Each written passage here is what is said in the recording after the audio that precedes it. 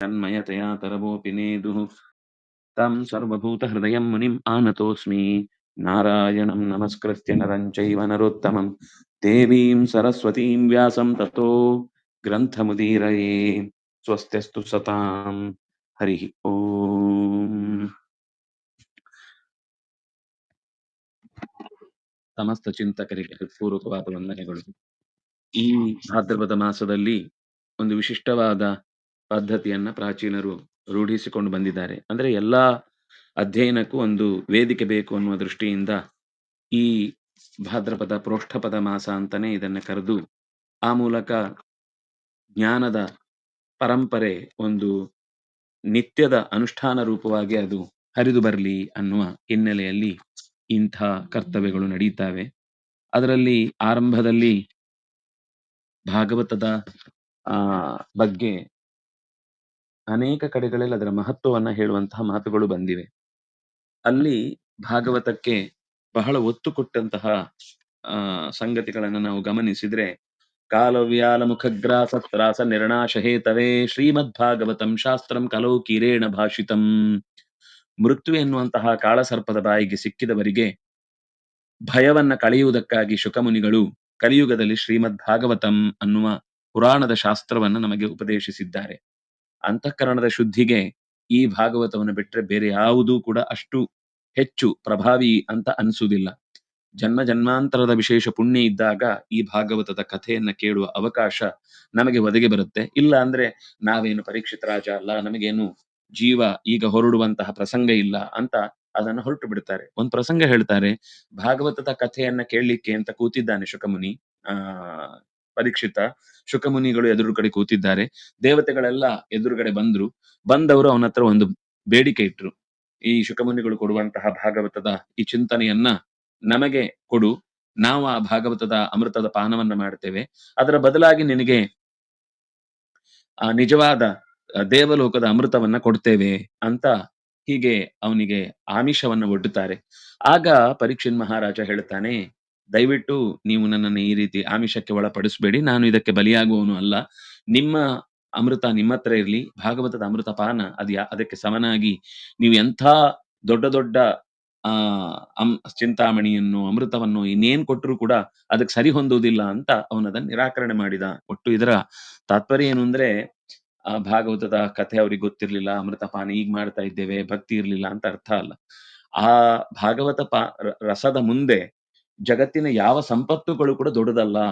ಸಾವನ್ನ ಗೆಲ್ತೇನೆ ಅಂತ ಅನ್ನೋದಕ್ಕೆ ಕಾರಣವಾಗುವ ಅಮೃತವು ಕೂಡ ತಾತ್ಕಾಲಿಕ ಸಾವನ್ನ ಗೆಲ್ಲಿಸತ್ತೆ ಹೊರತು ಶಾಶ್ವತವಾದ ಸ್ವರ್ಗದಲ್ಲೂ ಹೋದ ಮೇಲೆ ಮತ್ತೆ ವಾಪಸ್ ಮರಳಿ ಭೂಮಿಗೆ ಬರಲೇಬೇಕು. ಆದ್ರೆ ಈ ಭಾಗವತದ ಅಮೃತ ಸಂಸಾರದ ಪಾಳಯದಿಂದಲೇ ಆತನನ್ನ ಹೊರಕ್ಕೆ ತಂದು ಬಿಡುಗಡೆಯ ದಾರಿಯನ್ನ ತೋರಿಸುತ್ತೆ, ಮೋಕ್ಷವನ್ನ ಕೊಡುತ್ತೆ ಅನ್ನುವ ಕಾರಣಕ್ಕಾಗಿ, ಇದು ಮುಕ್ತಿ ನೀಡುವ ಶಾಸ್ತ್ರ ಅನ್ನುವ ಕಾರಣಕ್ಕಾಗಿ ಪರೀಕ್ಷಿತ್ ಮಹಾರಾಜ ಅದನ್ನ ತ್ಯಾಗ ಮಾಡಿದ ಅನ್ನುವ ಮಾತನ್ನು ಹೇಳುತ್ತಾರೆ. ಇದೇ ರೀತಿ ಒಂದ್ಸರ್ತಿ ಬಹಳ ಪ್ರಸಿದ್ಧವಾದ ಕಥೆ.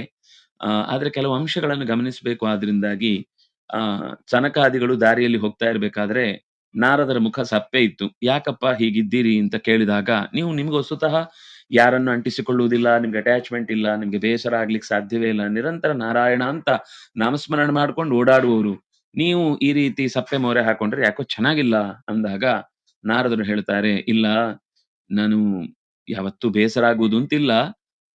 ಭಾರತದಲ್ಲಿ ನಾನು ಓಡಾಡ್ತಾ ಇದ್ದೆ.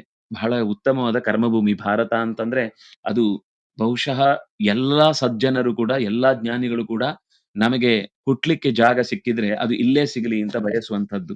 ಅಂತಹ ಅಪೂರ್ವವಾದ ಜಾಗದಲ್ಲಿ ನಾವು ಹುಟ್ಟುವುದಕ್ಕೆ ಬಯಸುವುದು ಯಾಕೆ ಅಂತಂದ್ರೆ, ಇಲ್ಲಿ ಅನೇಕ ಋಷಿ ಮುನಿಗಳ ತಪಸ್ಸಿನ ಜಾಗ, ದೇವತೆಗಳು ಅವತರಿಸಿದ ಜಾಗ, ಭಗವಂತ ಇಳಿದು ಬಂದು ಭಕ್ತರನ್ನ ಉದ್ಧರಿಸಿದ ಜಾಗ. ಅಂತಹ ಅಪೂರ್ವವಾದ ಗೋದಾವರಿ, ಕಾಶಿ, ಪ್ರಯಾಗ, ಹರಿದ್ವಾರ, ಕುರುಕ್ಷೇತ್ರ, ಶ್ರೀರಂಗ, ರಾಮೇಶ್ವರ ಇಂತಹ ಅನೇಕ ಅಪರೂಪದ ತೀರ್ಥಕ್ಷೇತ್ರಗಳಿಗೂ ನಾನು ಹೋಗಿ ಬಂದೆ. ಅಲ್ಲಿ ಓಡಾಡುವಾಗ ಒಂದು ಈ ಕಲಿಯುಗದ ಪ್ರಭಾವವನ್ನು ನಾನು ಗಮನಿಸಿದೆ. ಎಷ್ಟು ದುರವಸ್ಥೆ ಆಗಿತ್ತು ಅಂದ್ರೆ, ಯಾರು ಶಾಸ್ತ್ರವನ್ನ ಬೋಧಿಸ್ಬೇಕಿತ್ತೋ, ಯಾರು ಸಜ್ಜನಿಕೆಯನ್ನ ಸಮಾಜದಲ್ಲಿ ಬಿತ್ತಬೇಕಿತ್ತೋ ಅವರನ್ನೇ ಈ ಕಲಿ ಆವರಿಸಿ ಅವರಿಂದ ಅನೇಕ ಅನರ್ಥಗಳ ಚಟುವಟಿಕೆಯನ್ನು ಉಂಟಾಗುವಂತೆ ಮಾಡಿ ಎಲ್ಲ ಸಾಧು ಸಂತರ ವೇಷ ಹಾಕೊಂಡು ಬಿಟ್ಟಿದ್ದಾರೆ. ಆದ್ರೆ ಒಳಗಿನಿಂದ ನಾಸ್ತಿಕ್ಯ ತುಂಬಿಕೊಂಡಿದೆ. ವಿರಕ್ತರ ಹಾಗೆ ತೋರಿಸ್ತಾರೆ. ಆದರೆ ತಾವು ಸಂಸಾರದಲ್ಲೇ ಮುಳುಗಿಬಿಟ್ಟಿದ್ದಾರೆ. ಮನೆಯಲ್ಲಿ ಯಾರು ನಿಜವಾಗಿ ಆ ಕರ್ತವ್ಯವನ್ನು ನಿರ್ವಹಣೆ ಮಾಡಬೇಕೋ ಅಥವಾ ಆ ಧಾರ್ಮಿಕ ಅನುಷ್ಠಾನಗಳಿಗೆ ತಮ್ಮನ್ನ ಒಡ್ಡಿಕೊಳ್ಬೇಕೋ ಅಂತಹ ಮನೆ ಯಜಮಾನ ಎಲ್ಲೋ ಹೋಗಿರ್ತಾನೆ. ಅದನ್ನ ನಡೆಸ್ಕೊಳ್ಬೇಕಾದವಳು ಇನ್ಯಾವುದೋ ಕಾರ್ಯತಂತ್ರಗಳಲ್ಲಿ ರತಳಾಗ್ತಾಳೆ. ಮಕ್ಕಳು ಅದ್ಯಾವುದೂ ಬೇಡ ಅಂತ ಮೂರು ಮೂರ ಬಾಗಿಲುಗಳು ಬೇರೆ ಬೇರೆ ಅಂತ ಅನ್ನುವ ಹಾಗೆ ಹೇಗೇಗೋ ನಡ್ಕೊಳ್ಳುತ್ತಾರೆ. ತಂದೆ ತಾಯಿಗಳು ಕೂಡ ಹಣದ ಆಸೆಯಿಂದ ಎಷ್ಟೋ ಸರ್ತಿ ಮಕ್ಕಳ ವಿರುದ್ಧ ನಿಲ್ತಾರೆ. ಮಕ್ಕಳು ಕೂಡ ತಂದೆ ತಾಯಿಗಳನ್ನ ದ್ರೋಹ ಮಾಡಿ ಎಲ್ಲೆಲ್ಲೋ ಎಳ್ಕೊಂಡು ಹೋಗ್ತಾ ಇರ್ತಾರೆ. ಇಂತಹ ಒಂದು ಕಲಿಯುಗದ ಪ್ರವಾಹ ಬಹುಶಃ ಈ ಆಶ್ರಮಗಳು, ನದಿಗಳು, ದೇವಾಲಯಗಳು ಇದೆಲ್ಲದರ ಮೇಲೆ ಪರಿಣಾಮ ಬೀರಿ ನನಗೆ ಯಾವುದೇ ಒಂದು ರೀತಿ ನೆಮ್ಮದಿಯ ವಾತಾವರಣವೇ ಕಾಣಿಸ್ತಿರ್ಲಿಲ್ಲ.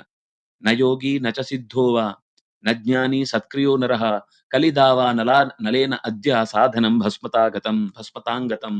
ಒಬ್ಬ ಯೋಗಿ ಇಲ್ಲ, ಒಬ್ಬ ಸಿದ್ಧ ಇಲ್ಲ, ಒಬ್ಬ ಜ್ಞಾನವನ್ನ ಬೋಧಿಸುವಂತಹ ಪ್ರಕ್ರಿಯೆಗಳಿಲ್ಲ, ಸತ್ಕರ್ಮ ಅಂತೂ ಮೊದಲೇ ಇಲ್ಲ. ಮೋಕ್ಷಕ್ಕೆ ಸಾಧನವಾದ ಎಲ್ಲಾ ಅಂಶಗಳನ್ನು ಕಲಿ ಕಾಳ್ಗಿಚ್ಚಿನಲ್ಲಿ ಸುಟ್ಟು ಹಾಕಿದಂತೆ ಹ್ಮ್ ಅವುಗಳನ್ನೆಲ್ಲ ನುಂಗಿ ಬಿಟ್ಟಿದ್ದಾನೆ. ಇಂತಹ ಅವ್ಯವಸ್ಥೆಯ ಮಧ್ಯದಲ್ಲಿ ಅಟ್ಟಶೂಲ ಜನಪದ ಶಿವಶೂಲ ದ್ವಿಜಾತಯ ಕಾಮಿನ್ಯ ಕೇಶಶೂಲಿನ್ಯ ಸಂಭವಂತಿ ಕಲಾವಿಹ. ಕಲಿಯುಗದಲ್ಲಿ ನಿಜವಾಗಿ ನಮ್ಮ ಪೂರ್ವಜರ ಆಲೋಚನೆ ಏನು ಅಂದ್ರೆ ಅನ್ನ ಅಥವಾ ಒಟ್ಟು ಆಹಾರ, ಆರೋಗ್ಯ, ಅಕ್ಷರ ಇವುಗಳನ್ನು ಯಾವತ್ತೂ ಕೂಡ ನಾವು ಯಾರಿಗೂ ಮಾರಾಟ ಮಾಡುವ ಕ್ರಮವೂ ಇಲ್ಲ, ಮಾರಿದ್ದು ಗೊತ್ತಿಲ್ಲ. ಆದ್ರೆ ಅದನ್ನ ಕೊಡುವಂತಹ ಜ್ಞಾನಿಗಳು ದೊಡ್ಡವರು ಯಾವತ್ತೂ ಕೂಡ ಉನ್ನತವಾದ ಆದರ್ಶವನ್ನೇ ಜೀವನದಲ್ಲಿ ಇಟ್ಟುಕೊಂಡು ಬದುಕಿದವರು. ಆದ್ರೆ ಈ ಕಲಿಯ ಪ್ರಭಾವದಿಂದ ಏನಾಗಿದೆ ಅಂದ್ರೆ ಇದೆಲ್ಲ ಮಾರಾಟಕ್ಕೆ ಬಂದು ಬಿದ್ದಿದೆ. ಇನ್ನು ವೇದವನ್ನು ಕೂಡ ಮಾರ್ತಾ ಇದ್ದಾರೆ, ಅನ್ನವನ್ನು ಕೂಡ ಮಾರ್ತಾ ಇದ್ದಾರೆ. ಕೊನೆಗೆ ದುಷ್ಟ ಸ್ತ್ರೀಯರು ತಮ್ಮ ಶೀಲವನ್ನು ಕೂಡ ಮಾರಿ ಈ ಕಲಿಯ ಪ್ರಭಾವಕ್ಕೆ ಒಳಗಾದ ಲಕ್ಷಣಗಳನ್ನ ತೋರಿಸ್ತಾ ಇದ್ದಾರೆ. ಹೀಗೆ ಕೃಷ್ಣನ ಲೀಲಾಕ್ಷೇತ್ರವಾದ ಮಥುರೆಗೂ ಹೋದೆ ನಾನು. ಯಮುನಾ ತೀರದಲ್ಲೆಲ್ಲ ಓಡಾಡಿದೆ. ಆಶ್ಚರ್ಯ ಆಯ್ತು. ಅಲ್ಲಿ ಒಂದು ಹೆಣ್ಮಗಳು ದುಃಖದಿಂದ ಕೂತಿದ್ಲು. ಇದೆಲ್ಲ ಕಥೆ ಸಾಮಾನ್ಯ ಗೊತ್ತಿರುವಂತದ್ದೇ. ಅವಳು ದುಃಖ ಪಡ್ತಾಳೆ. ಅವಳ ಮಡಿಲಲ್ಲಿ ಇಬ್ರು ಮಕ್ಕಳು ಇರ್ತಾರೆ. ಆದ್ರೆ ಮಕ್ಕಳು ತರ ಇರಲ್ಲ, ವೃದ್ಧರ ತರ ಇರ್ತಾರೆ. ಅಂತಹ ಸಂದರ್ಭದಲ್ಲಿ ಅವಳು ಆ ನಾರದರನ್ನು ನೋಡಿ ಅವ್ರು ನೋಡಿ ಬೇಸರ ಮಾಡ್ಕೊಂಡು ಮುಂದೆ ಹೋಗ್ತಿರ್ತಾರೆ. ತಡೆದು ನಿಲ್ಲಿಸ್ತಾಳೆ. ದಯವಿಟ್ಟು ನೀವು ನಿಲ್ಲಿ, ನಿಮ್ಮಂತಹ ಸಜ್ಜನರನ್ನ ನೋಡಿದ್ರೆ, 4 ಮಾತಾಡಿದ್ರೆ ನಮ್ಮ ಪಾಪ ದೂರ ಆಗಿ ಪುಣ್ಯದಿಂದ ಏನಾದ್ರೂ ಒಂದು ಸಜ್ಜು ಒಳ್ಳೆ ಯೋಚನೆಗಳು ನಮ್ಗೆ ಹುಟ್ಲಿಕ್ಕೆ ಸಾಧ್ಯ ಆಗುತ್ತೆ. ಅಂದ್ರೆ ದಯವಿಟ್ಟು ನೀವು ಬಿಟ್ಟು ಹೋಗ್ಬೇಡಿ, ನಮ್ಮನ್ನು ಸ್ವಲ್ಪ ಹೊತ್ತು ನಿಂತು ನಿಮ್ಮ ಸಂಘ ಕೊಡಿ. ಸಜ್ಜನರ ಸಂಘ ಇದ್ರೆ, ಒಡನಾಟ ಇದ್ರೆ ನಮ್ಮ ಬದುಕಿಗೆ ಸಾರ್ಥಕ್ಯ ಉಂಟಾಗುತ್ತೆ ಅಂತ. ಹಾಗಾಗಿ ಆಗ ಆ ನಿನ್ನ ಪರಿಚಯವು ನನಗೆ ಗೊತ್ತಾಗ್ಲಿಲ್ಲಲ್ಲ ಹೆಣ್ಮಗಳೇ. ನೋಡಿ ನನಗೆ ಒಂಥರದ ಆತ್ಮೀಯತೆ ಹುಟ್ಟಿದ್ರು ಕೂಡ ಯಾರೋ ಯಾರಿಗೋ ನಾನು ಹೇಗೆ ತಾನಾಗಿ ಮಾತನಾಡಿಸುವುದು ಅಂತ ಸುಮ್ಮನಿದ್ದೆ ಎಂದಾಗ ಅವಳು ತನ್ನ ಕಥೆ ಎಲ್ಲ ಹೇಳ್ತಾಳೆ. ಹೀಗೆ ನಾನು ಎಲ್ಲಾ ಕಡೆ ಹೋಗಿ ಬಂದೆ. ಅಲ್ಲೂ ಒಂದು ಸುಂದರವಾದ ಮಾತು, ಉತ್ಪನ್ನ ದ್ರವಿಡೇ ಸಾಹಂ ವೃದ್ಧಿಂ ಕರ್ನಾಟಕೆ ಗತಾ ಕ್ವಚಿನ್ ಮಹಾರಾಷ್ಟ್ರೇ ಗುರ್ಜರೇ ಜೀರ್ಣತಾಂಗತಾ. ಪುರಾಣಗಳಲ್ಲಿ ಸ್ಪಷ್ಟವಾಗಿ ನಾನು ದ್ರವಿಡ ದೇಶದಲ್ಲಿದ್ದು ಮುಂದೆ ಕರ್ನಾಟಕಕ್ಕೆ ಬಂದು ಮತ್ತೆ ಮಹಾರಾಷ್ಟ್ರದಲ್ಲಿದ್ದು ಕೊನೆಗೆ ಗುರ್ಜರ ದೇಶಕ್ಕೆ ಬಂದು ನಿಂತೆ. ಒಂದೊಂದು ಸ್ಥಳದಲ್ಲಿ ಒಂದೊಂದು ರೀತಿಯ ಬದಲಾವಣೆಗಳು ನನ್ನಿಂದ ಉಂಟಾಯಿತು. ಇಲ್ಲಿ ಈ ಮಾತಿನಲ್ಲಿ ಉತ್ಪನ್ನ ದ್ರವಿಡೆ, ನಾನು ಆವಿರ್ಭವಿಸುವುದು ದ್ರವಿಡದಲ್ಲಾದ್ರೆ ತುಂಬಾ ವೃದ್ಧಿಯನ್ನು ಹೊಂದದ್ದು ಕರ್ನಾಟಕದಲ್ಲಿ ಅಂತ ಅವಳು ಹೇಳಿದ್ಲು. ಹಾಗಾಗಿ ಕರ್ನಾಟಕ ಅನ್ನೋದು ದ್ರವಿಡ ಸಂಬಂಧಿಯಾದ ದೇಶ ಅಲ್ಲ ಅಂತ ಗೊತ್ತಾಯ್ತು. ಕರ್ನಾಟಕದ ಪರಿಸರವೇ ಬೇರೆ, ದ್ರವಿಡದ ಪರಿಸರವೇ. ದ್ರವಿಡ ಅಂದ್ರೆ ಕೇವಲ ತಮಿಳು ಭಾಷೆ, ತಮಿಳು ದೇಶ ಮಾತ್ರ. ಉಳಿದದ್ದನ್ನೆಲ್ಲ ದ್ರಾವಿಡ ಭಾಷೆ ಅಂತ ಸೇರಿಸಿ ನಮ್ಮನ್ನ ಮೂರ್ಖರನ್ನಾಗಿಸಿದ್ದು ಇದೇ ಇತಿಹಾಸ ತಜ್ಞರು ಅಂತ ತಮ್ಮನ್ನು ತಾವು ಬೆಂತಟ್ಟಿಕೊಳ್ಳುವಂತಹ ಮಂದಿ. ನಮ್ಮ ದೇಶದ ಇತಿಹಾಸವನ್ನ 3ನೇವರ ಕೈಯಿಂದ ಬರ್ಸ್ಕೊಂಡು ನಾವು ಓದಿ ಇವತ್ತ ಅಂದುಕೊಂಡಿರುವ ಸಂಗತಿಗಳು ನೂರಾರು ತರದ್ದಿದೆ. ಅಸಂಬದ್ಧ ಇದಕ್ಕೆಲ್ಲ ಪ್ರಮಾಣನೂ ಕೊಡ್ತಾರವರು. ನೀವು ಲಿಟರಲಿ ಬಹಳ ಆಸಕ್ತಿಯಿಂದ ಓದಿದ್ರೆ ನಿಮಗೆ ಹೌದು ಅಂತ ಯೋಚನೆ ಮಾಡಿ ಆಚೆಯಿಂದ ಬಂದವರನ್ನ ಕಂಡ್ರೆ ಮೈಯೆಲ್ಲ ಉರಿದು ಅವರನ್ನೆಲ್ಲ ದ್ವೇಷಿಸ್ಬೇಕು. ಇವತ್ತಿಗೂ ಈ ದ್ವೇಷ ಇನ್ನೂ ಹಾಗೆ ಹರಿದು ಮುಕ್ಕು ತಿಂತಾ ಇದೆ ಈ ಜಗತ್ತನ್ನ. ಅದರಿಂದಾಗಿ ಇಂಥದ್ದು ಒಂದಲ್ಲ, ಇಂತಹದ್ದು ನೂರಾರು ಅಸಂಬದ್ಧ ಕಥೆಗಳನ್ನ ರಾಜರ ಹೆಸರಲ್ಲಿ, ದೇಶದ ಹೆಸರಿನಲ್ಲಿ, ಭಾಷೆಗಳ ಹೆಸರಿನಲ್ಲಿ, ದೇವಸ್ಥಾನಗಳ ವರ್ತನೆಗಳ ಹೆಸರಿನಲ್ಲಿ ನೂರಾರು ತುಂಬಿ ಬದುಕನ್ನೆಲ್ಲ ಹದಗೆಡಿಸಿದಂತದ್ದನ್ನ ನಾವು ಸ್ವಲ್ಪ ವ್ಯಾಸರ ಮಾತುಗಳಿಗೆ ಕಣ್ಣು ಹಾಕಿದ್ರೆ ಇದರಲ್ಲಿ ಎಷ್ಟು ಸತ್ಯ ಇದೆ, ಎಷ್ಟು ಸುಳ್ಳಿದೆ ಅನ್ನೋದು ನಮ್ಗೆ ಗೊತ್ತಾಗುತ್ತೆ. ಒಟ್ಟು ಕಲಿಕಾಲದ ಪ್ರಭಾವದಿಂದ ಆಗಿರಬಾರದ ಸಂಗತಿಗಳೇನಿಲ್ಲ. ಆದ್ರೆ ಸ್ವಲ್ಪ ಎಳೆಯನ್ನು ಹಿಡ್ಕೊಂಡು ಆಗಿರಬಹುದಾದ ಮನುಷ್ಯ ಸಹಜವಾದ ದೋಷಗಳನ್ನ ಒಂದು ಇಡೀ ವರ್ಗದ ಮೇಲೆ, ಜನಾಂಗದ ಮೇಲೆ, ದೇಶದ ಬೆಳವಣಿಗೆಗೆ ಕಾರಣವಾದಂತಹ ವ್ಯವಸ್ಥೆಯ ಮೇಲೆ ಹೇರಿ ಇದರ ನಡುವೆ ಇರಬೇಕಾದಂತಹ ಸಾಮರಸ್ಯವನ್ನ ಕೆದಕಿ ಹಾಕುವಂತಹ, ಕಲಕಿ ಹಾಕುವಂತಹ ನೂರಾರು ಚಿಂತನೆಗಳು ಇಂಥದ್ದು ಬರುತ್ತೆ. ಇಹ ಸಂತೋ ವಿಷೀದಂತಿ ಪ್ರಹೃಷ್ಯಂತಿ ಹೆಸಾಧವಃ ಧತ್ತೈ ಧೈರ್ಯಂತು ಯೋಧೀಮಾನ್ ಸಧೀರ ಪಂಡಿತೋಥವ. ಈ ಕಲಿಯುಗದಲ್ಲಿ ಸಜ್ಜನರಿಗೆ ದುಃಖ, ದುರ್ಜನರಿಗೆ ಯಾವಾಗ್ಲೂ ಸುಖ. ಯಾರು ಕಲಿಯ ಪ್ರಭಾವದಿಂದ ವಿಚಲಿತನಾಗದೆ ಈ ಭಾಗವತದ ಕಥೆಯನ್ನು ಕೇಳ್ತಾನೋ ಅಥವಾ ಭಗವಂತನಿಗೆ ಸಂಬಂಧಪಟ್ಟ ಚಿಂತನೆಯನ್ನು ಮಾಡ್ತಾನೋ ಅವನು ಧೀರ ಅಂತ ಆಗ್ತಾನೆ, ಪಂಡಿತ ಅಂತ ಆಗ್ತಾನೆ. ಅವಳು ತನ್ನ ದುಃಖಗಳನ್ನೆಲ್ಲ ಕೇಳಿಕೊಂಡಾಗ ಇವರಿಬ್ಬರನ್ನ ಉತ್ಥಾಪನೆ ಮಾಡುವ ಕ್ರಮ ಹೇಗೆ ಅನ್ನುವುದಕ್ಕೆ ನೂರಾರು ತರದ ಪ್ರಯತ್ನಗಳು ನಡೀತಾವೆ. ಅಲ್ಲಿ ಅನೇಕ ಜನ ಹೆಣ್ಮಕ್ಳು ಬೇರೆಯವರೆಲ್ಲ ಆ ಮಕ್ಕಳಿಗೆ ಬೀಸ್ತಾ ಇರ್ತಾರೆ ಗಾಳಿ. ಇವರೆಲ್ಲ ಯಾರು ಅಂತ ಕೇಳಿದಾಗ ಅವಳು ಹೇಳ್ತಾಳೆ, ಇವರೆಲ್ಲ ಗಂಗಾದಿ ಸಕಲ ತೀರ್ಥಾಭಿಮಾನಿ ದೇವತೆಗಳು ನನ್ನ ಮಕ್ಕಳಿಗೆ ಉತ್ಥಾಪನೆ ಮಾಡುವುದಕ್ಕೋಸ್ಕರ ಇಲ್ಲಿಗೆ ಬಂದಿದ್ದಾರೆ ಅಂತ. ಇದರಿಂದ ಒಂದು ಅರ್ಥ ಆಗುತ್ತೆ ಮತ್ತೆ ಏನು ಅಂದ್ರೆ, ತೀರ್ಥಗಳಲ್ಲಿ ಬರೀ ಭಕ್ತಿಯಿಂದ ಮಿಂದ್ರೆ ಸಾಕಾಗುದಿಲ್ಲ. ಮಿಂದ್ರು ನಮ್ಗೆ ವೈರಾಗ್ಯ ಬರಬೇಕು ಅಂತಿಲ್ಲ, ಮಿಂದ್ರೂ ಕೂಡ ನಮಗೆ ಜ್ಞಾನ ಬರುತ್ತೆ ಅಂತಿಲ್ಲ. ಆ ಜ್ಞಾನ ಮತ್ತು ವೈರಾಗ್ಯ ಇಲ್ಲದ ಭಕ್ತಿಗೆ ಯಾವ ಭಗವಂತನು ಕೂಡ ಒಲಿಯುವುದಿಲ್ಲ, ಒದ್ದಾಟವೇ ಆಗುತ್ತೆ. ಆದ್ರೆ ಅದು ಪ್ರಾಮಾಣಿಕವಾದದ್ದು ಆಗಿದ್ರೆ ಆ ಭಕ್ತಿ ಅನ್ನೋದು ಮುಂದೆ ನಿಧಾನಕ್ಕೆ ಆ ಭಕ್ತಿ ಜ್ಞಾನ ಮತ್ತು ವೈರಾಗ್ಯ ಮತ್ತೆ ಪ್ರತಿಯಾಗಿ ಮೂಡುವುದಕ್ಕೆ ಸಾಧ್ಯವಾಗುತ್ತೆ ಅನ್ನುವ ಒಂದು ಸುಳಿವನ್ನು ಕೂಡ ಈ ಕಥೆ ಬಹಳ ಚೆನ್ನಾಗಿ ಹೇಳುತ್ತೆ. ಯಾಕಂದ್ರೆ ಅಷ್ಟೂ ತೀರ್ಥಗಳಲ್ಲಿ ಅವರು ಮುಳುಗ್ತಾರೆ, ಅಷ್ಟೂ ಗ್ರಂಥಗಳ ಪಾರಾಯಣಗಳು ನಡೀತಾವೆ, ಏನ್ ನಡೆದ್ರೂ ಅವರಿಗೆ ವೃದ್ಧಿ ಆಗಲ್ಲ. ಯಾವಾಗ ಅರಿವಿನಿಂದ ಕೂಡಿದ ಒಂದು ಉಪದೇಶ ನಡೆಯುತ್ತೆ, ಈ ಭಾಗವತದ ಕಥೆಗಳ ಪ್ರಮೇಯದ ಚಿಂತನೆ ಅನ್ನೋದು ಅಕ್ಷರಶಃ ನಡೆಯುತ್ತೆ, ಆವಾಗ ಅವರಿಬ್ಬರಿಗೆ ಮತ್ತೆ ವೃದ್ಧಾಪ್ಯದಿಂದ ತಾರುಣ್ಯ ಬರುತ್ತೆ. ತಾರುಣ್ಯ ಬಂದ ಮೇಲೆ ತನ್ನ ಜೊತೆಯಾಗಿ ಇದ್ದಂತಹ ತಾಯಿಯಾದಂತಹ ಭಕ್ತಿಯ ಜೊತೆಗೆ ಓಡಾಡ್ತಾರೆ ಅನ್ನುವ ಆ ಕಥೆಯಲ್ಲಿ ಮುಕ್ತಾಯಗೊಳ್ಳುತ್ತೆ. ಅಂದ್ರೆ ಹೀಗೆ ಒಂದು ಕಥೆಯನ್ನ ಹೇಳುವ ಮೂಲಕ ನಮಗೆ ಅನೇಕ ಪ್ರಮೇಯಗಳನ್ನ ಈ ಕಥೆ ನಿರೂಪಣೆ ಮಾಡುತ್ತೆ. ಇದೇ ರೀತಿ ಮತ್ತೆ ಸ್ಕಂದ ಪುರಾಣದಲ್ಲೂ ಇದರ ಬಗ್ಗೆ ಬಹಳ ವಿಶೇಷವಾದ ಮಾತು ಇದೆ. ಇದರಲ್ಲಿ 2-3 ಕಥೆ ಇದೆ. ಪ್ರೇತ ಸ್ವರೂಪಕ್ಕೆ ಬಂದಂತಹ ಒಂದು ಜೀವಿಯನ್ನು ಉದ್ಧಾರ ಮಾಡ್ಲಿಕ್ಕೆ ಈ ಕಥೆಯನ್ನ ಹೇಳಿ, ಅದು ಬಿದಿರಿನ ಮೆಳೆಯಲ್ಲಿ ಸಿಕ್ಕಿ ಹಾಕಿಕೊಂಡದ್ದನ್ನ 7 ಗಂಟುಗಳ ಒಳಗೆ ಸಿಕ್ಕಿದ್ದ ಜೀವಿಯನ್ನ 7 ದಿನದ ಸಪ್ತಾಹದ ಕಥೆಯ ಮೂಲಕ ಅದು ಒಡೆದು ಉತ್ತಮ ಚೇತನವಾಗಿ ಅನೇಕ ಪ್ರಭಾವಕ್ಕೆ ಒಳಗಾಗಿ ಕಲಹಗಳನ್ನ ಅನ್ಯಾಯಗಳನ್ನ ಮಾಡಿದ್ರು ಕೂಡ ಜೀವ ಸಾಧು ಸ್ವರೂಪದ್ದಾದದ್ರಿಂದ ಅದಕ್ಕೆ ಉತ್ತಮ ಗತಿಯಾಯಿತು ಅನ್ನುವ ಒಂದು ಸುಂದರವಾದ ಮಾತು. ಅಸಾರೇ ಸಂಸಾರೇ ವಿಷಯ ವಿಷ ಸಂಗಾಕುಲಧಿಯ ಕ್ಷಣಾರ್ಧಂ ಕ್ಷೇಮಾರ್ಥಂ ಪಿಬತ ಶುಕಗಾಥಾ ತುಲಸುಧಾಂ ಕಿಮರ್ಥಂ ವ್ಯರ್ಥಂ ಭೋ ವ್ರಜತ ಕುಪಥೆ ಕುತ್ಸಿತ ಕಥೆ ಪರೀಕ್ಷಿತ್ ಸಾಕ್ಷಿ ಯಚ್ರವಣಗತ ಮುಕ್ತ್ಯುಕ್ತಿ ಕಥನೆ.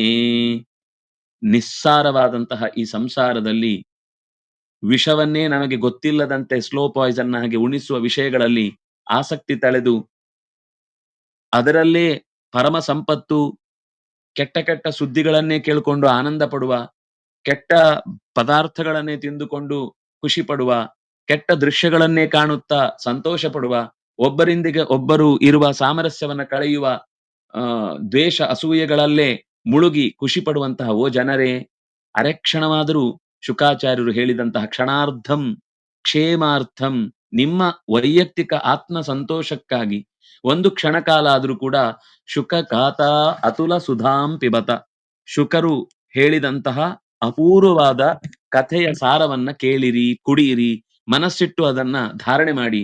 ಕಿಮರ್ಥಂ ವ್ಯರ್ಥಂ ಭೋ ವ್ರಜತ ಕುಪತೆ ಕುತ್ಸಿತ ಕಥೆ, ಕೆಟ್ಟ ಕಥೆಗಳಲ್ಲಿ, ಕೆಟ್ಟ ಚಿಂತನೆಗಳಲ್ಲಿ, ಕೆಟ್ಟ ಕಥಾ ಅಂತ ಅನ್ನೋದು ಕೇವಲ ಕಥೆ ಮಾತ್ರ ಅಲ್ಲ. ಕಥಾ ಅಂತಂದ್ರೆ ಬೇಡವಾದ ಗಿಮಿಕ್ಸ್ಗಳಿರುವಂತಹ ಮಾತುಗಳಿರಬಹುದು,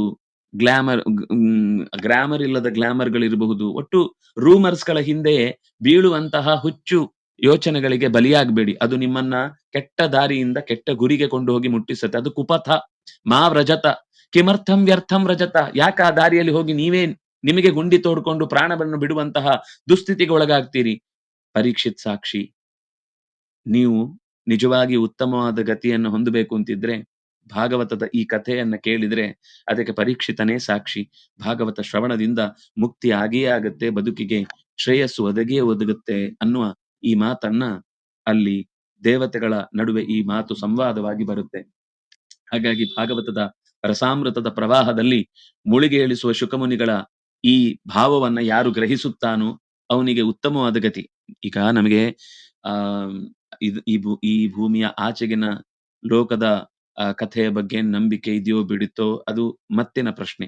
ಆದ್ರೆ ಅದಕ್ಕಿಂತ ಹೆಚ್ಚಾಗಿ ಒಂದು ಮಾನಸಿಕವಾದ ಸಮಾಧಾನ, ಜೊತೆಗೆ ಒಳ್ಳೆಯ ಆದರ್ಶ, ಅದಕ್ಕಿಂತ ಹೆಚ್ಚಾಗಿ ಜೀವನದಲ್ಲಿ ನೆಮ್ಮದಿಯನ್ನ ಪಡಿಲಿಕ್ಕೆ ಬೇಕಾದ ಸ್ಥೈರ್ಯವನ್ನಂತೂ ಈ ಕಥೆಯ ಮೂಲಕ ತಿಳ್ಕೊಳ್ಳಿಕ್ಕಾಗತ್ತೆ. ನಮಗೆ ಮೊದಲು ತಾಳ್ಮೆ ಬೇಕು, ಸೈರಣೆ ಬೇಕು, ಸಮಾಧಾನ ಬೇಕು. ಇದಿದ್ರೆ ಮಾತ್ರ ಉಳಿದ ಎಲ್ಲ ಸಂಗತಿಗಳು. ನಾವು ಎಷ್ಟು ಬೇಡವಾದ ಕಥೆಗಳನ್ನ ಕೇಳುತ್ತೇವೆ, ಅದರ ಜೊತೆಗೆ ಈ ಭಾಗವತ ಕೇಳಿದ್ರೆ ಅದು ಏನಂದ್ರೂ ಫಲ ಕೊಡುವುದಿಲ್ಲ. ನಾವು ಕೊಳೆಯನ್ನ ಕಳಚಿ ಪಾತ್ರೆಯಲ್ಲಿ ಕೊಳೆಯನ್ನ ತುಂಬಿಕೊಂಡು ಅದಕ್ಕೆ ಹಾಲು ಹಾಕಿದ್ರೆ ಎಷ್ಟೇ ಶುದ್ಧವಾದ ಏಟೂ ಹಾಲಾಗಿದ್ರು ಕೂಡ ಅದು ಒಡೆಯುತ್ತೆ. ನಾವು ಪಾತ್ರೆಯನ್ನು ತೊಳೆಯುವುದು ಅಂತಂದ್ರೆ ಅಂತಹ ಬೇಡವಾದ ಆ ಸಂಗತಿಗಳನ್ನ ಕಮ್ಮಿ ಮಾಡ್ತಾ ಬರ್ಬೇಕು. ಒಂದೇ ಸರ್ತಿ ಬಿಡ್ಲಿಕ್ಕೆ ಸಾಧ್ಯ ಆಗದೇ ಇರ್ಬೋದು. ನಮಗೆ ಈ ಕೆಟ್ಟ ಸುದ್ದಿಗಳನ್ನ ಹಬ್ಬುವಂತಹ ರೀಲ್ಸ್ ಗಳಿರಬಹುದು, ಅಥವಾ ಈ ಸಿನಿಮಾಗಳ ಎಡವಟ್ಟು ಕಥೆಗಳಿರ್ಬಹುದು, ಇವೆಲ್ಲ ಒಂದು ಕಡೆಯಿಂದ ವಿಷವನ್ನ ಮನಸ್ಸಿಗೆ ಸೇರಿಸ್ತಾ, ಇನ್ನೊಂದು ಕಡೆಯಿಂದ ನಾವು ಒಳ್ಳೆಯ ಪದಾರ್ಥವನ್ನ ಪಾತ್ರೆಯಲ್ಲಿ ತುಂಬಿದ್ರು ಕೂಡ ಅದು ಒಂದು ರೀತಿಯಲ್ಲಿ ಮತ್ತೆ ಕಲಬೆರಕೆಯಾಗಿ ಅನರ್ಥವನ್ನೇ ಉಂಟು ಮಾಡುತ್ತೆ. ಯಾಥಾರ್ಥ್ಯಾನ್ನ ಕಿಂ ಭುವನೆ ಕಿಮಪ್ಯಸಾಧ್ಯಂ. ಹಾಗಾಗಿ ವಾಸ್ತವದಲ್ಲಿ ಲೋಕದಲ್ಲಿ ಅಸಾಧ್ಯ ಅಂತ ಇರುವುದಿಲ್ಲ, ಉತ್ತಮವಾದ ಫಲವೇ ಸಿಗುತ್ತೆ.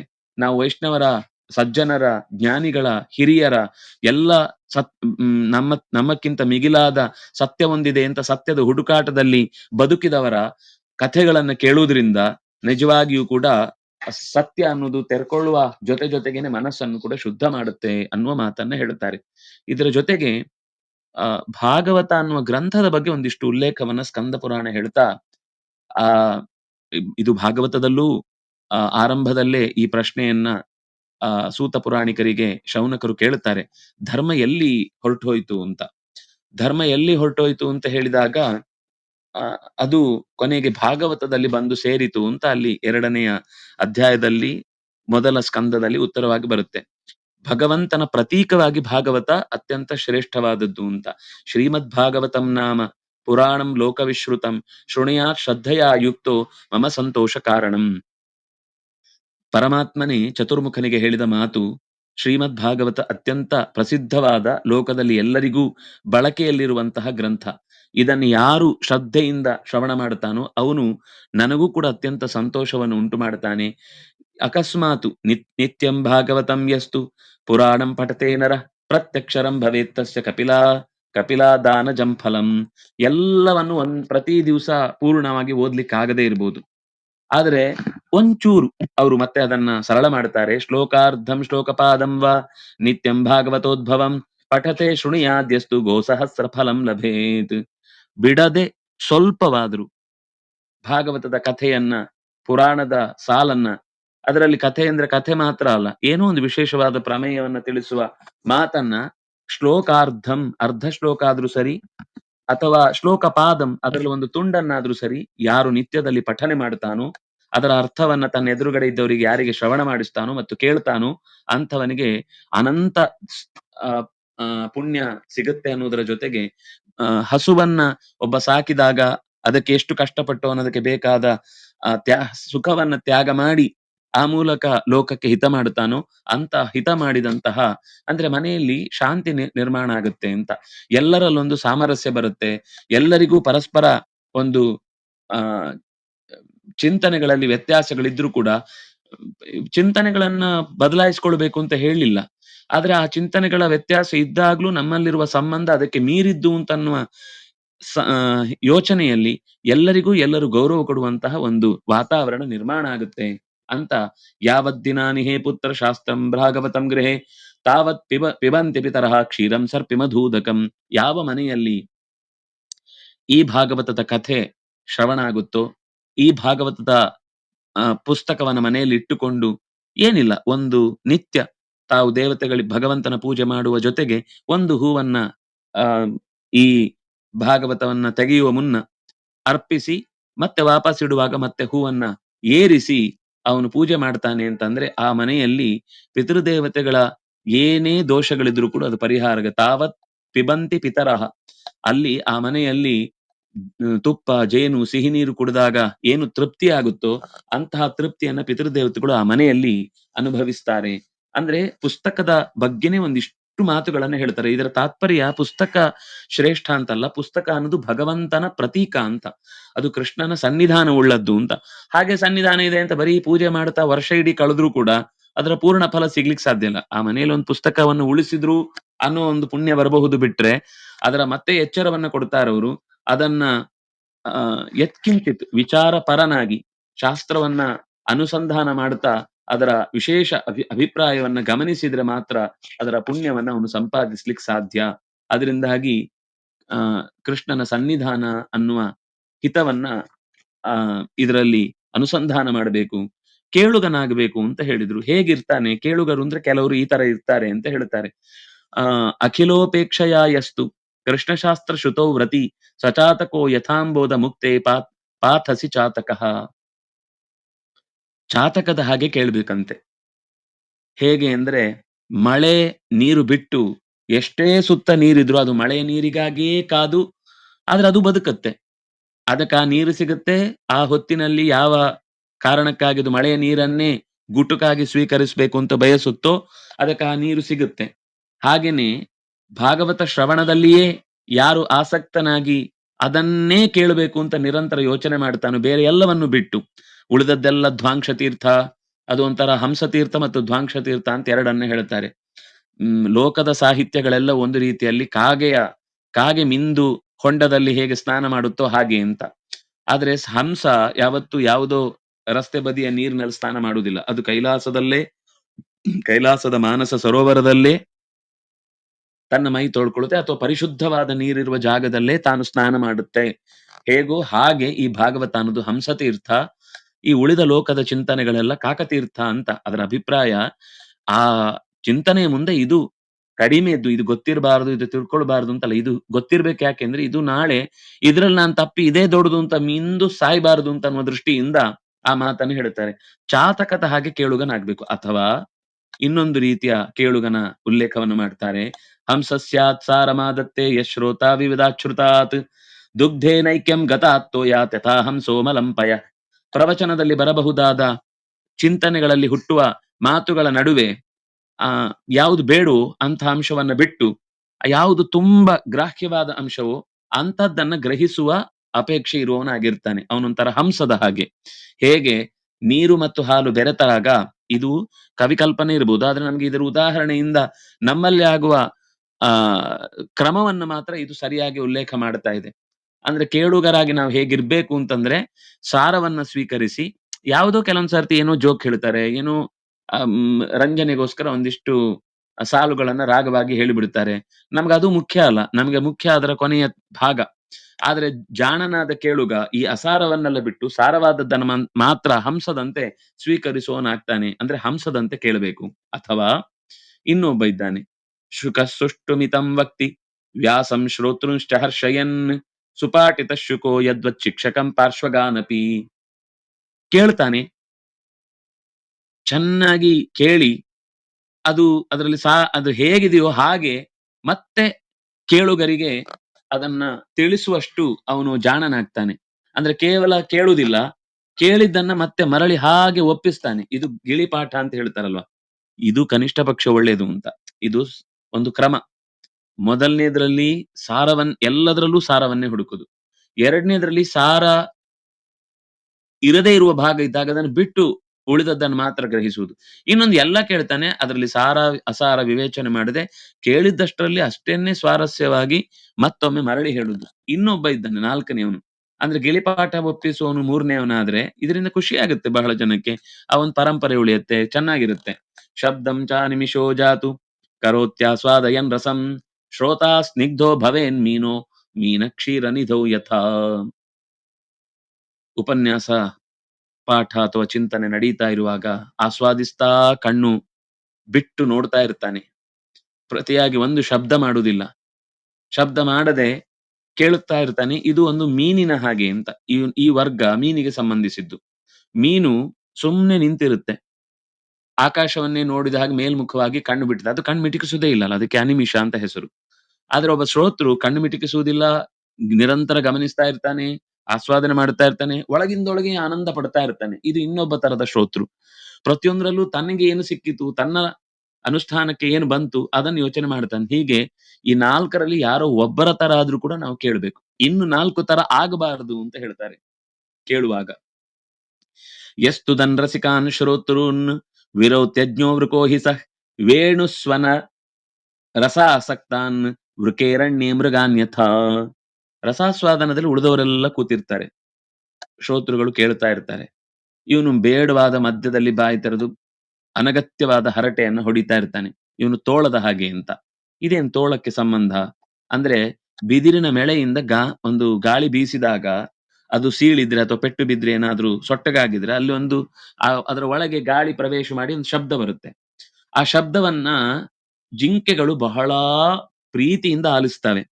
ಆ ಪ್ರೀತಿಯಿಂದ ಆಲಿಸುವಾಗ ಅವುಗಳಿಗೆ ಹಿಂಸೆ ಆಗುವ ಹಾಗೆ ತೋಳಗಳು ಕರ್ಕಶವಾಗಿ ಕಿರಿಚ್ತಾವಂತೆ.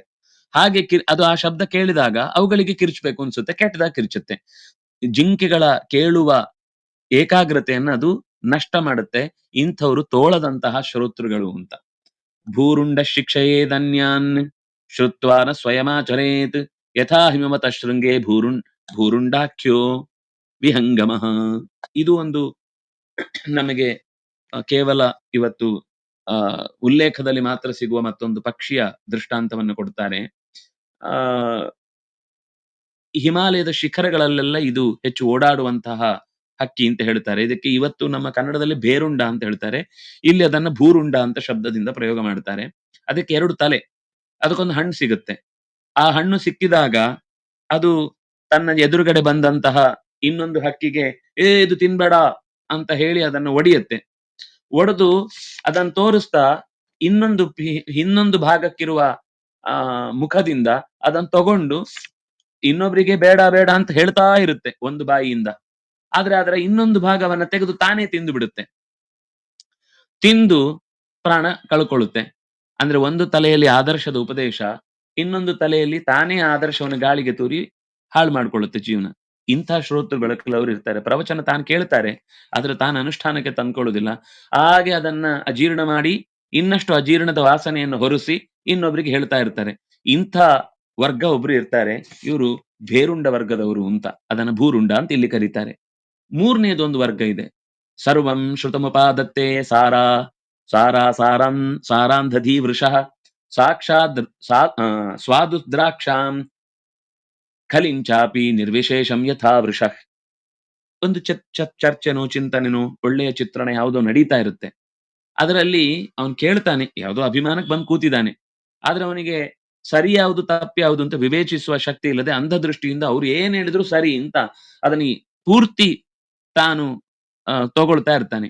ಅದು ಎತ್ತಿನ ಹಾಗೆ ಅಂತ. ಎತ್ತಿಗೆ ಅತ್ಯಂತ ರಸವತ್ತಾದ ದ್ರಾಕ್ಷಿ ಮತ್ತು ನಿನ್ನೆ ಮೊನ್ನೆ ಎಣ್ಣೆ ಕಾಯಿಸಿ ಉಳಿದ ಕೊನೆಯ ಗಸಿಯನ್ನ ಅದರ ಎದುರುಗಡೆ ಹಾಕಿದ್ರೆ ಎರಡನ್ನು ಒಟ್ಟಿಗೆ ತಿನ್ನುತ್ತೆ. ಅದಕ್ಕೆ ಇದು ಬೇರೆ ಅದು ಬೇರೆ, ಇದು ಬಹಳ ರುಚಿಯಾದದ್ದು, ಇದು ಬಹಳ ಪ್ರೆಷಿಯಸ್ ಆದದ್ದು, ಇದು ತಿನ್ನಬಾರದು ವಸ್ತು ಅಂತ ಏನು ಗೊತ್ತಿಲ್ಲ, ಎರಡನ್ನು ಗಬ ಗಬ ಗಬ ಅಂತ ತಿಂದು ಬಿಡುತ್ತೆ. ಇದು ಕೇವಲ ತಿನ್ನುವುದೊಂದೇ ಹಂಬಲದಿಂದ ಬಂದ ಕೇಳುಗತನ ಅಂತ. ಏನ್ ಹೇಳ್ತಾರೆ ಅಂತ ವಿವೇಚಿಸು. ಬರೀ ಈ ಕರೆಸಿ ಬಂದಂತಹ ಮಂದಿ ಉಪನ್ಯಾಸದಲ್ಲಿ ಜೋರಾಗಿ ಬೊಬ್ಬೆ ಹೊಡಿತಾ ಅದನ್ನೇ ಕೇಳಿಸ್ಕೊಂಡು ಅದರಲ್ಲಿ ಸರಿಯೋ ತಪ್ಪೋ ಅಂತ ವಿವೇಚನೆ ಮಾಡಿದೆ. ಅದರ ಆಧಾರ ಏನು, ಪ್ರಮಾಣ ಏನು ಕೊಟ್ಟಿದ್ದಾರೆ, ಅದಕ್ಕೆ ಏನು ಸರಿ ಇದೆ, ಇದರ ಹಿನ್ನೆಲೆಯಲ್ಲಿ ಏನಾದ್ರೂ ಸತ್ಯ ಇದೆಯಾ, ಅದ್ರಲ್ಲಿ ವಿಚಾರ ಮಾಡಿದ್ರೆ ತರ್ಕಗಳಿಗೆ ಸರಿಯಾದ ಉತ್ತರ ಸಿಗುತ್ತಾ, ಏನು ಯೋಚನೆ ಮಾಡಲ್ಲ. ಅವ್ರು ಹೇಳಿದ್ದಾರೆ ಅಂದ ತಕ್ಷಣ ಅದನ್ನ ತಗೊಂಡು ಅವರೇ ಹೇಳ್ತಾರೆ, ನಾವು ಇದು ಪರಮ ಪ್ರಮಾಣವಾಗಿ ಹೇಳ್ತಾ ಇದ್ದೇವೆ ಅಂತ ಹೇಳಿದ ತಕ್ಷಣ ಅದನ್ನೇ ತಗೊಂಡು ಎಲ್ಲವನ್ನು ತನ್ನೊಳಗೆ ಜೀರ್ಣಿಸಿಕೊಳ್ಳುವ ಪ್ರಯತ್ನ ಮಾಡಿ ಅಜೀರ್ಣಕ್ಕೆ ಒಳಗಾಗ್ತಾನೆ. ಇವನು ಮೂರನೇವನು.